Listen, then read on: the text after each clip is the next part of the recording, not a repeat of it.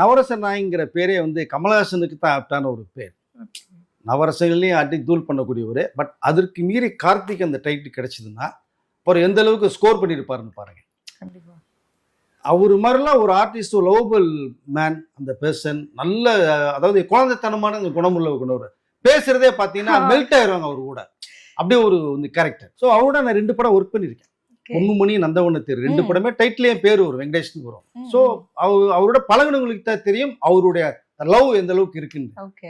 பழகாதவங்க வந்து வெளியில இருக்காங்க இல்லையா, அவர்கள் கார்த்திக் அடிக்கணும்னு நிறைய பேர் இப்போ ரீசெண்டாக அடிச்சிட்டு இருக்காங்க. எதுன்னு எனக்கு தெரியல.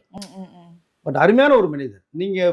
நீங்க கேட்டது மாதிரி தயாரிப்பாளர்கிட்ட பணம் வாங்கிட்டு ஏமாத்திடுவாரா பண்ணிடுவாரா அப்படிங்கிற ஒரு விஷயத்துக்குலாம் எனக்கு தெரிஞ்ச வரைக்கும் அது இல்லை. ஷூட்டிங்க்கு கொஞ்சம் சில கொடுத்த டேட்ல ஒரு 10 நாள் பண்றாங்கன்னா ஒரு 7 நாள் ஒர்க் பண்ணா, திடீர்னு 3 நாளைக்கு சென்னையில் ஏதோ வேலை இருக்கு, அவுட்டோர்ல இருந்து அப்படின்னா டக்குன்னு பிறப்பிட்டு வந்துருவார். அது ஒன்று